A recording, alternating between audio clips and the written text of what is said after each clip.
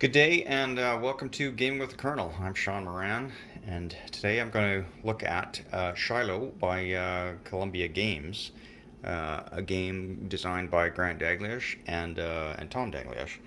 I already did an unboxing for this video about a month ago. I wanted to get to this a little sooner, but unfortunately I got a little bit busy with work, and I also got COVID and was sick in bed for a week. So, what are you going to do? Any event, what I thought I would do is I've played this now. This is my second go, and I'm on turn three of the first day of the battle. I thought I'd do a little look at the map, talk a bit about the rules, talk about some of the aids that I've got. Then I'll pause and I'll probably try to finish off the game or play a few more turns, and then do a final video later on about it. So first off, Shiloh, April 1862, and this was a famous battle. It was considered to be more famous than Gettysburg for the period after the Civil War, as I understand it, given the amount of casualties that were taken at this battle.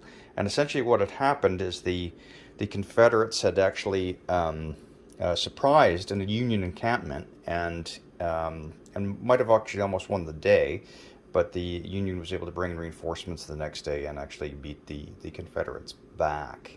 So we'll have a quick look at the map. So you got the Tennessee River over here, and this is where the Union encampment was, and you've got a series of fields. Sarah Bell's Field, Review Field, Lost Field. There's a bunch of different things. And over here, you've got where the Confederates were coming in, which is basically along something called Pittsburgh Road. And you'll notice that there's a couple of encampments signified by these they look like blocks superimposed. This one particularly called Hardy, and over here this one is Prentice, and that sort of thing. And how you do the setup is you put your headquarters there and then set up your blocks within whatever their headquarters range is. There is a map errata. They actually put two Hardys down mistakenly. You're just supposed to ignore this. They actually have a sticker that you can just put over it, a brag sticker to just ignore that. You've actually got the setup cards, for Shiloh for both sides with all the blocks. 7 a.m. Confederate blocks are all on the board to start, and same thing with the Union blocks. Union blocks are only allowed to have 2 blocks per region, let's call it. These aren't hexes; these are just areas on the map to signify that they were unaware, dispersed, that sort of thing. And you'll find that their headquarters are actually kind of running at reduced strength. Okay, some of the things that I got off of Board Game Geek was a Shilo rules reminder, which was very useful, as well as a Shilo 1862 terrain effects chart, which is great, been very, very helpful. And this is kind of neat too. This is a kind of like a battle board that you might get with some of the other Columbia games, but somebody made this up. And I use it for the big battles. I don't use it for some of the little ones and that sort of thing. So the general scheme of this game is very similar to Bordeaux, which you recall the Napoleon in Russia by Columbia Games. And what I mean by that is that you activate your headquarters, and then any of the troops within range of those headquarters then can move. Then the headquarters loses a step, and then it can move as well. You have a divisional headquarters and you have army headquarters. And army headquarters, work the same way as in Bordeaux. They can move a certain number of blocks. In this case, they can move up to 3 blocks anywhere on the board. Sorry, not anywhere on the board. Within range of the army headquarters. And then the army headquarters can move as well. There's some other, specific rules that when Grant comes into play, he can only control the Army of Tennessee and things like that, which again make it those sort of neat little details that Columbia does in their games. But so that's essentially it in terms of activation and movement. And then just like in Bordeaux, you cross what's called them sectors or regions, and using the terrain effects sheet, you determine how many blocks can go across, to actually attack. So across the woods, 2 units can come across and attack, and you're trying to then get as many of your forces sort of surrounding an area so you can get a vast amount of your forces to cross different region hex sides, so you can actually do a battle. And just like the other games, where if you can't put all your forces across in the first hex side, then the second group that comes across is considered, a not a reserve. In this case, I think they call it flanking units. And kind of a neat rule here, and this guy who put this on this chart it's really awesome. Anybody who's flanking gets a +1 for firepower. So instead of being like a B3, you'd get a B4 on the block for that round. I'll just note, because I'm looking at it right now, that artillery, when they fire first, they actually reduce their firepower by 1. But after that, they go to their normal firepower. So an A2 would go to an A1, and then in the second round it would go to an A2. Other things to mention is that the Union forces have these gunboats here, the Lexington and the Tyler. They are confined to the Tennessee River, but they can fire into a number of fields. And they have really good firepower. They've got A3. And in fact, I believe this aid over here does a good job to say exactly where they can fire. Remain in Tennessee River. Here's interesting. Confederates cannot fire upon the gunboats, but gunboats can attack Hagee Field and the 3 landing areas. Gunboats lose a step when they fire, but do not need to be activated to attack. So that's good. You don't even need to have a leader or headquarters around them. Gunboats can never eliminate a Confederate unit. So some interesting stuff like that. Okay, so I've slowly sort of moved up my Confederate forces. There's a die roll for initiative, except for the first turn. The first turn the Confederates get to go, but after that you roll 2 dice to see who goes first. And unfortunately for the rebels, the Union has gone first the past 2 turns, and it's really what they're trying to do is get their forces grouped together, so it makes it hard for the Confederates to basically piecemeal them. Because the way you win this game is by sheer number of losses. So it's if the Union use a block, but the end of the first day, we'll go over here and you can see it. It's like 7 a.m. and brings it to 6 p.m. and then there's a night turn. So at that night turn, you come up with the number of blocks you've lost. Now, so far for me, the Union have lost 1 block, which means that the Confederates get 1 point. And you do basically a difference of the number of blocks you've got. In order to win, one side has to have 10 points. So if the Confederates have killed 10 units and the Union has killed 5 units, that's only +5 for the Confederates, in which case they still need to play the next turn. So there's a thing that goes on at the night turn, some additional supply, and then you carry on just like you played the first day. Basic rules: activate headquarters, move units.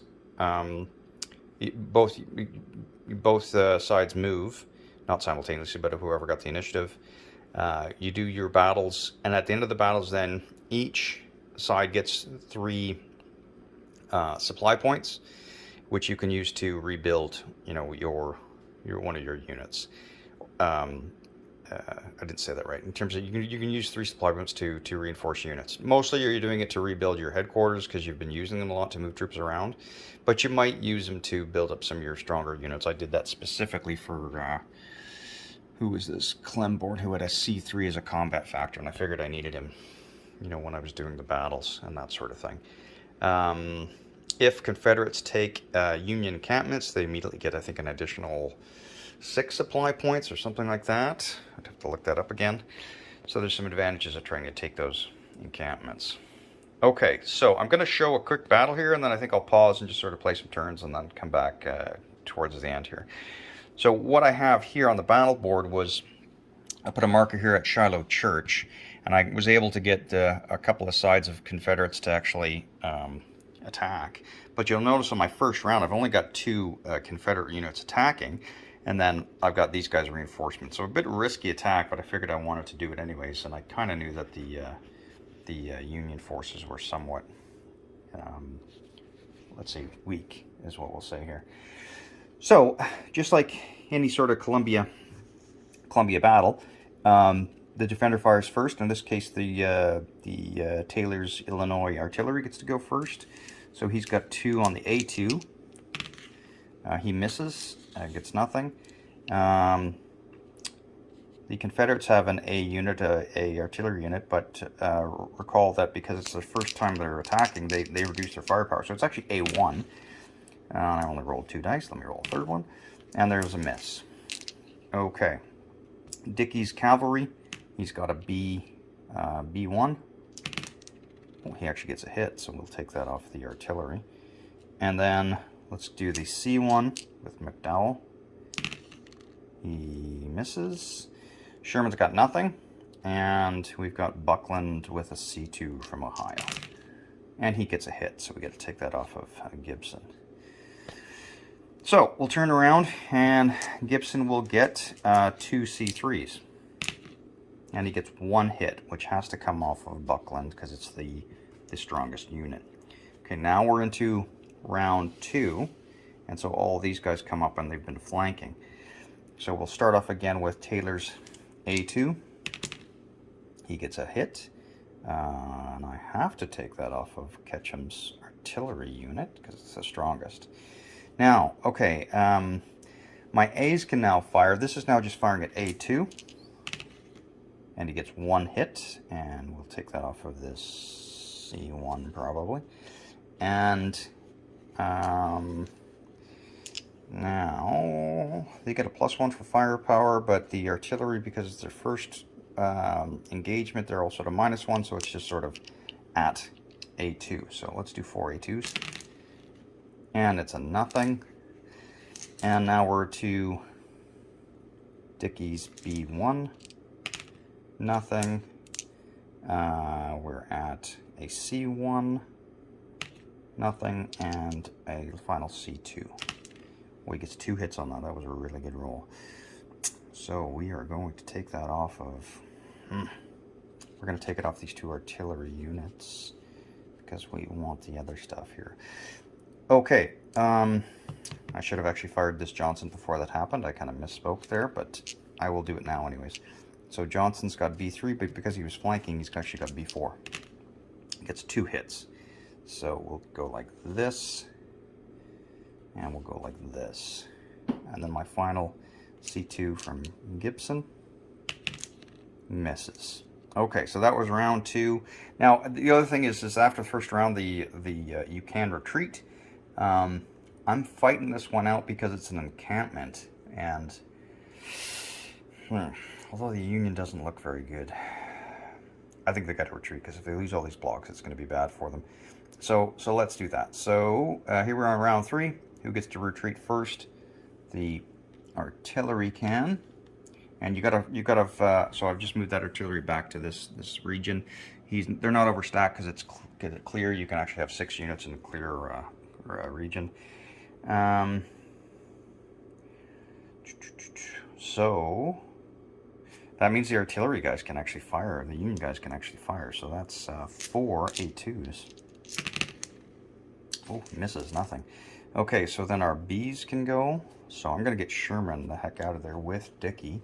And I'm going to move them straight back into here. We should be okay there. Now, Johnston, he gets to fire. He's got a B3. He gets 1 hit. So Buckland goes down by 1. And now we're on the C's, and these 2 guys can retreat. Now, cross the stream without a bridge. You can move 2 units because you're retreating. I'm going to do that. Okay. So, we take up all these units. So the Confederates, they've taken over an encampment, so it means that they get some supply points. And they can regroup if they want, but I think I'm going to keep them the way they are. right now. Yeah. Okay, I got some other combat to do, but I think I'll pause it there and just do that on my own, and then I'll come back to you guys when I've played some more and finish this off. Okay, we're back. Unfortunately, I haven't been able to finish the game because power's gone out here in Northwest Ontario, and I got to start packing up stuff to get out of here. I'm at the cabin. Um, so I made it to the end of 1 p.m. I got, I actually made some gains here with the Confederates, sort of on this right flank. I found that the Union, if they get a bunch of initiative rolls early on, then they're going to, be able to bring up their forces quick. So if the Confederates get a couple initiative rolls at the beginning, they're probably going to do a lot better. In the end, what's happened is I've killed 5 Union blocks, and the Union killed 3 Confederate blocks. So, and again, you need 10 plus in order to win, right? But you know what? We still had a day and a half to go, so who knows? This could have. I think this could have still gone either way. Although the Union was looking pretty strong here in the north. I got the gunboats in back there on the Tennessee River. I don't really know how much benefit they're going to be because the Confederates just have to stay away from them. You know what I mean? So I'm not sure how much of a play that is other than a historical aspect, which is still kind of cool. And come here, at 3 p.m. today, so 3 turns from now. Well, this row comes in, and then 6 p.m. you get Buell's stuff comes in, and then day 2 there's some more reinforcements from the Union. So, pretty tough. The Confederates got to make their move the first day. I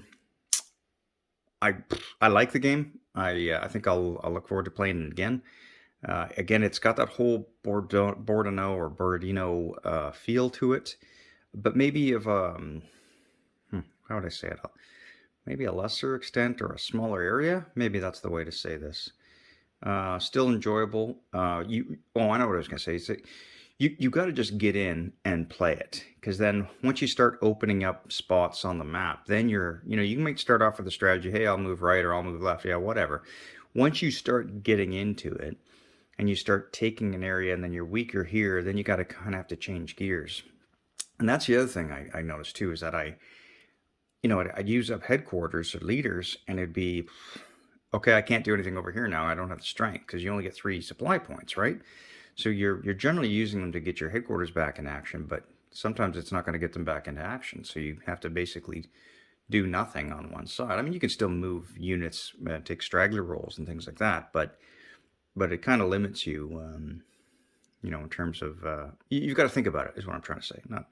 Not limits you. You got to figure out the strategy kind of as you're going through it. What else about this I want to mention? I've been listening to a Bobby Lee book from the library, audio-wise, and reading a Civil War book by John Keegan. I'm not sure if I mentioned that before, which was kind of cool because I'm starting to learn more about Robert Lee and his generals and stuff like that. So, good game. I'm glad I've got it. Gives that whole Civil War thing for me. I don't know if I want to get Shenandoah Valley from Columbia next, or I might just get Gettysburg. I'm not sure. We'll wait and see. I've got a few games I want to get through anyways. I'm not sure what next I'm going to put on the table, because we'll see. We'll see what I feel like. But definitely enjoying this game. I do have another Civil War game. It's from, I think, Strategy and Tactics. I think it was like Lee Moves North or something like that. I can't remember it. Pretty much more involved. I had to really dig into the rules for that one, and I only had it on the table once. But this is, I think, a good one, which I think you can get done in a couple of hours. I think I could, within 2 or 3 hours, I probably could have got this done. I just kind of ran out of time here because the power went out, and sorry if this is a little shadowy. I don't have any lights on, so. Anyways, that's it for me. Thanks for watching. Leave any comments. Let me know if you like Shilo and if you've played this game. Thanks. Take care.